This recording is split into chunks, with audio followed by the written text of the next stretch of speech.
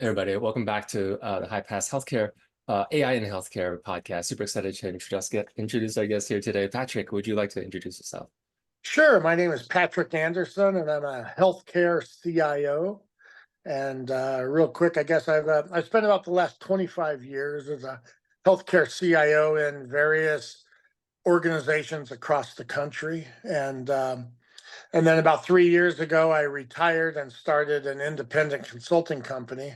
And I've been helping about a half a dozen health systems since then, and currently right now I'm working on a project in Asia to help automate hospitals. Very, very cool. And folks, for those who don't know, I'll go ahead and introduce myself.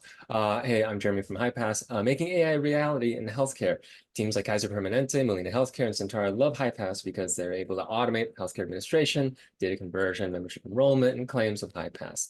Reducing claims processing by 30%, fraudulent claims to 50%, saving 10 million annually in fraud losses, securing exchange of healthcare data using FHIR, and automating billing operations and compliance with Medicare and Medicaid. So let's dive right in, Patrick. Can you tell us a little bit about your most recent sort of a CIO experience? What were some of your responsibilities at Sure, City of Hope, for example, without getting into details, but sort of, day-to-day sure, responsibilities? sure.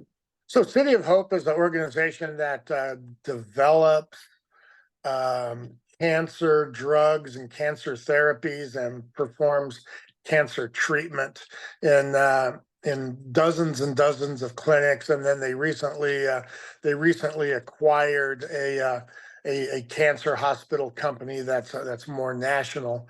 So City of Hope was able to bring all their advanced therapies. They have like 150 laboratories and staffed with physician scientists.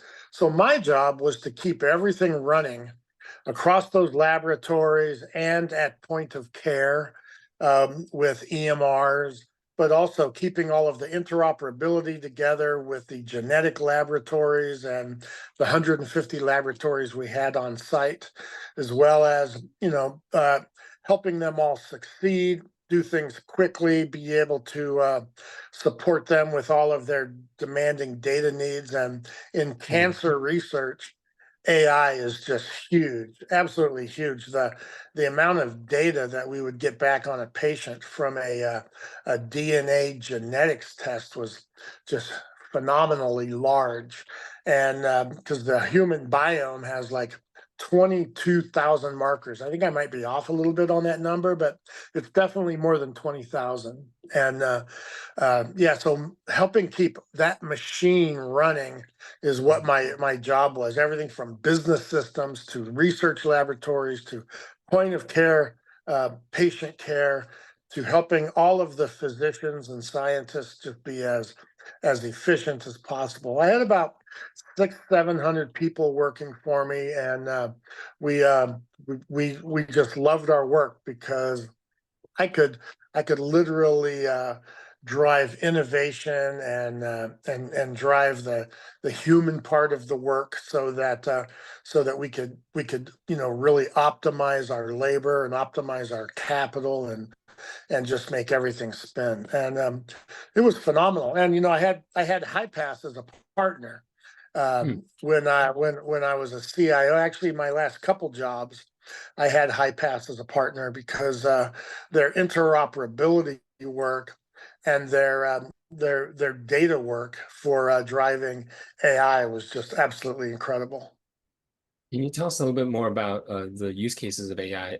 In you mentioned a lot of data. Is it in analyzing the data, providing insights? Is it in organizing, filtering the data? Yeah, what were Right. the different Well, use cases? it's all of the above. You obviously start first with interoperability, with Fire, and just getting everything connected so you can get that data. And Mhm. what you want to do then is you want to be able to put that data into structures, and then you want to partner with the people that are in the laboratories and everywhere else across the healthcare spectrum, and partner with them. They know what they want. They have some difficulties articulating. I mean, we had a dedicated AI team within the organization that helped build it. But we really had to go to the physician scientists to help understand those use cases and help them bring it to reality. Some of the use cases were around comparisons and comparing a current patient to a whole group of patients, and then Mm, having the AI determine based on the outcomes of all of those other patients. It's really more like advanced data analytics on steroids. So the AI would actually drive the optimal therapy or surgery or medication for that specific patient based on all of his comorbidities. That's everything that's wrong with that patient, including his specific type of cancer. So it was very data intensive. I also had a partner at City of Hope that just he had a whole team that just spent all day long trying to drive these use cases, and him and I developed the strategy and developed the entire data design to get all of that data from the laboratories and from the electronic health record and get them all together into his data lake so that they could run all of those different queries. And then based on the data that's now visible to these scientists, they could develop use cases. And the use cases, you know, they discovered new drugs based based on the use cases that they developed in the laboratories. I mean, mm, I was more familiar with the patient care use cases, such as looking at patients that may have a fall, if they're a fall risk, and you could determine 10 different factors and then come up with a percentage of, is that patient going to fall and hurt themselves? You know, and do we have to take more precautions? You know, things like that. So the other ones, you know, maybe not so exciting, but physician performance. You know, you can look at the outcomes of all of the patients. You can look at the performance of all of the patients. You can look at you can look at the performance of all of the physicians. You can literally look at all of the patients attached to a physician, see how complex they are, compare them to other physicians, and maybe help select the right physician for patients with specific comorbidities and specific mm. types of cancer. And getting the right physician to the right patient is quite interesting. You don't hear a lot about that because oftentimes when a oncologist uh, finds a patient and gets a new patient, you know, they really don't want that patient to go somewhere else. They want to keep that patient, but they may not have the expertise. I'll tell you, every person I know that has a cancer diagnosis that's a little bit complex or a rare cancer, you know, they need to get a second opinion from a real cancer center. And with that, City of Hope does a lot of second opinions because they have experts and they have all of the AI and data analytics to drive more advanced precision healthcare. It's pretty amazing. So our real I think accomplishments in the last few years was really more around getting that data, getting it out of the medical record, getting it out of the genetic labs, getting it into a data lake that we could work with the scientists to find the best use cases in their specific area of medicine so that we could advance the medicine, discover therapies, discover new drugs, and so forth. It's very complex, Jeremy. Yeah, absolutely, absolutely, it is. I think everything that you just described was the like the best application of AI I've heard like this far, right? Like AI is still very new, and people are using AI in all different industries and roles and different use cases. But incredible to be able to use AI to help improve patient Yeah. experience, their treatment, physician pairing, and yeah, make sure people get the optimal care that they need.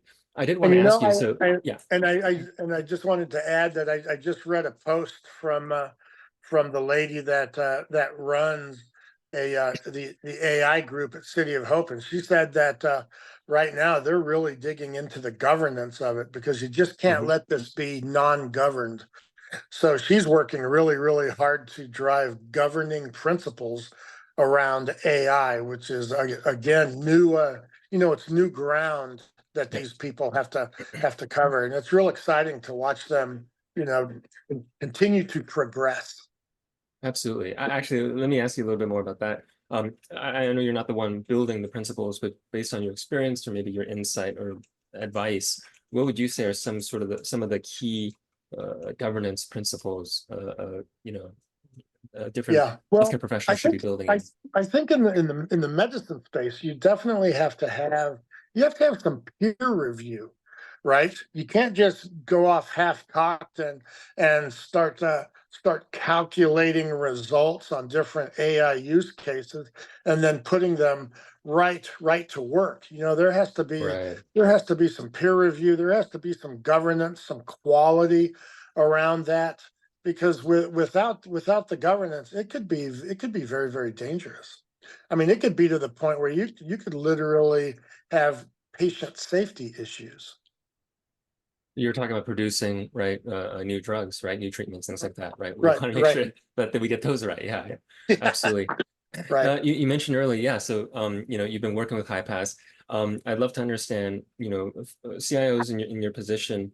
Um, what's the decision-making process to onboard a partner like HiPass? What was the original problem or pain point, and Right. why HiPass? And what were the to you the most important results that you were able to achieve with We had found that we were doing a lot of EDI, and we were doing a lot of HIPAA transaction set X12 work and trying to get data in and out.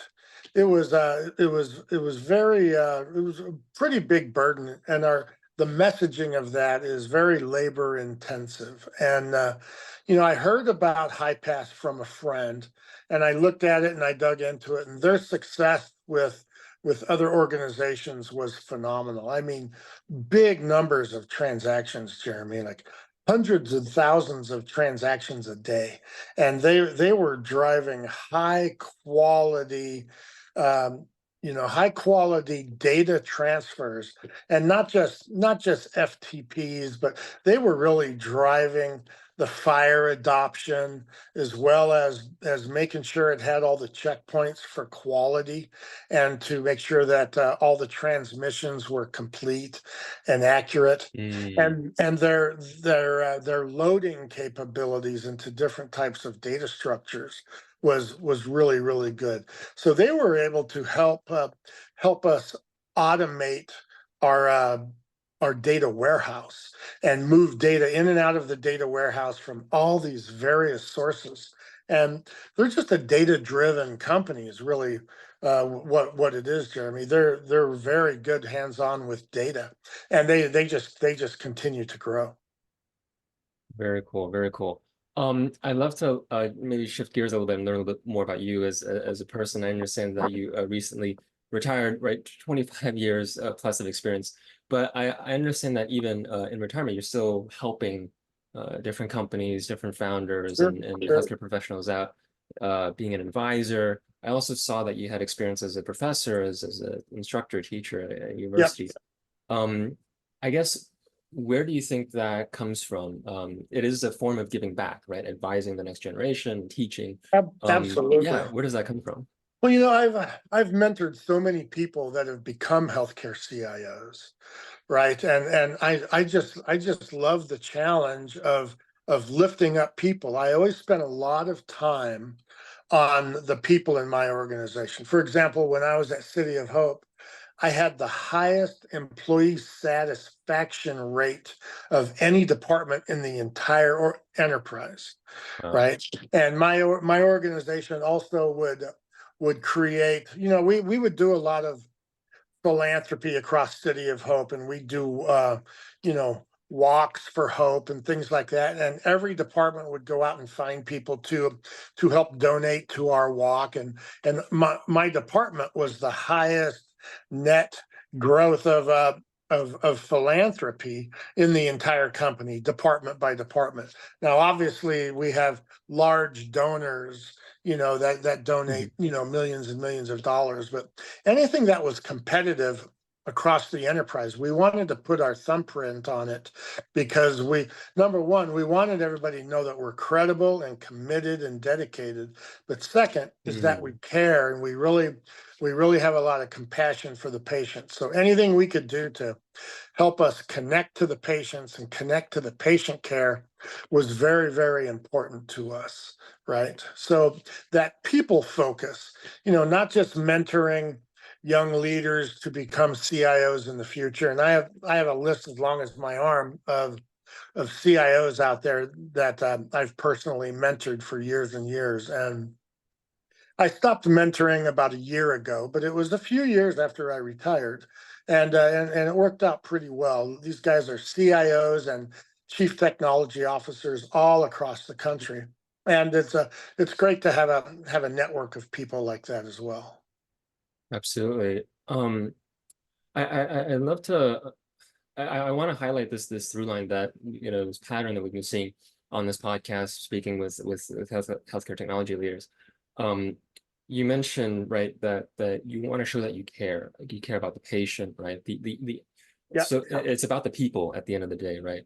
That's a Yes. through line that I see with every healthcare technology leader I speak to is, the focus on, hey, yeah, the technology, the engineering, right, all that, it's very, very important, but all of that is for the patient, is for the people at the end of the day. Right.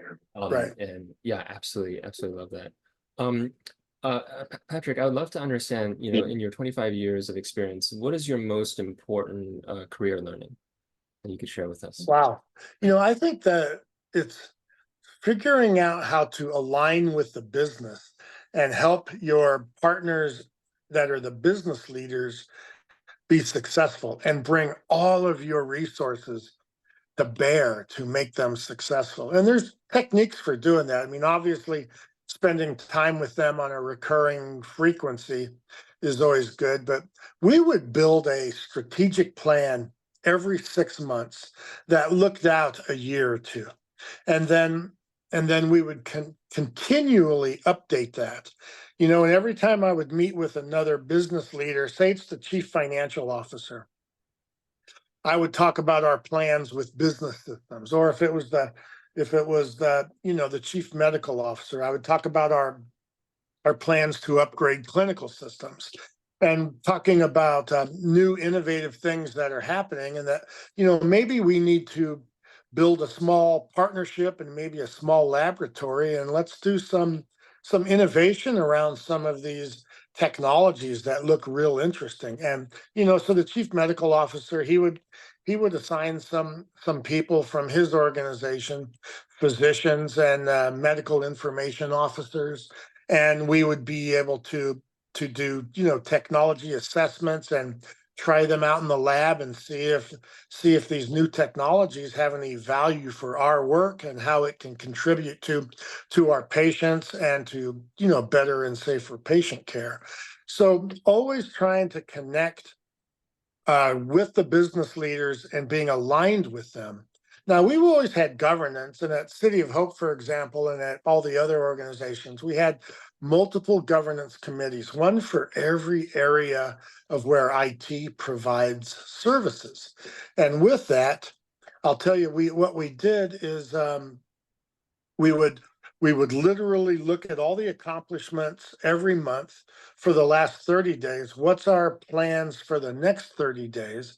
And then make sure that our plans for the next 30 and 90 days are in alignment with that person, right? That runs that governance committee. So always staying aligned with the business leaders and pushing hard with all of your resources to make them successful is wonderful. You build a lot of credibility, and then once you have credibility, it's easy for you to influence the Yeah. technology Because I'll tell you, a lot of these physicians and executive leaders, they're pretty savvy with IT as well, but they also want to have things be their ideas, right?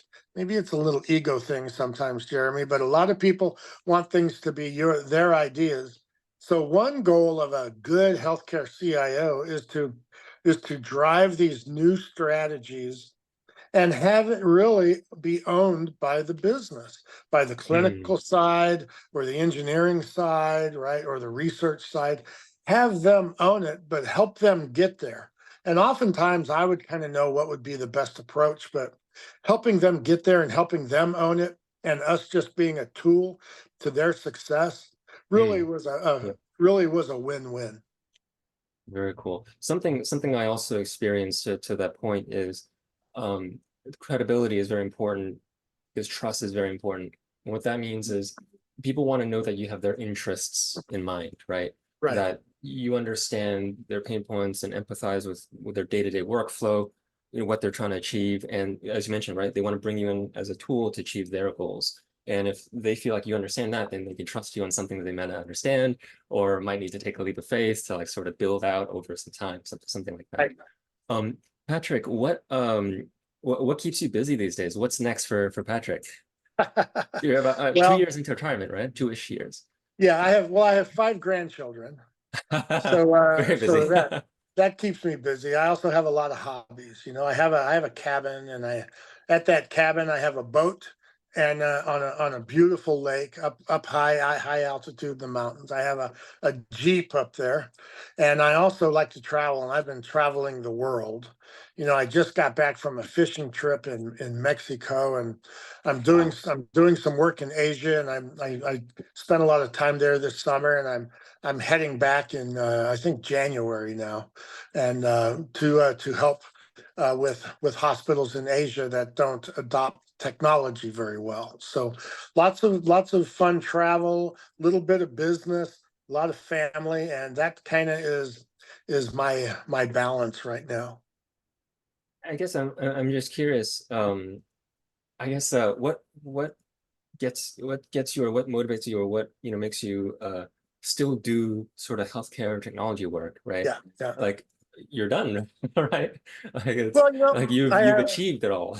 I have to tell you, I kind of keep an eye on the industry, and I keep an eye on a lot of my colleagues that I've worked with over the years, and I just see all the incredible fun things that they are doing, and I miss it a little bit. It's been a few years since I was, on the saddle, running it every day, 7 days a week. But so I get a lot of inspiration from these amazing people. So that's why I continue to work with them, and I work with your CEO at High Sandeep. Pass on different things, and we're actually working a project together right now. Uh, so with that, I try to work part time, so that I can continue to do my hobbies, and you know uh, everything from trying to hit the golf ball right, which is very, very tough, to getting all of my hiking steps in, and then keep moving with the travel. So I always have at least two or maybe three trips in the hopper at all times, and I find that I find that balance of travel and work and family, and it's a great thing. Sounds like a great time. And what you said about fun, right? Finding the fun in the work really stuck out to me. Right. Yeah, The reason why you go back is man, it's just fun. It's just fun to work on things with great people. And exactly. I'd love to invite you back on the podcast when you and Sandeep finish the thing you're working on and can announce Okay. it. But yeah, last question here, Patrick, is who from the community should reach out to you, and what's the best way to reach you? Best way to reach me is literally my email, which is patrick.andersoncio@gmail.com. That's the best way to reach me. And but also, I have just a tremendous amount of colleagues all across the country, and they all know how to reach me as well. So if you know a healthcare IT CIO, predominantly out on the west, I know a few on the east, but out in the western part of the United States, they probably know me as well. So, but you can also find me through High Pass as well, because I've stayed pretty well aligned with High Pass the last couple of years. Awesome. Patrick, thank you so much for speaking with us and sharing your wisdom and your experiences and stories with us. And folks, thanks for listening to another episode. We'll see you all next time. Thank you. Bye.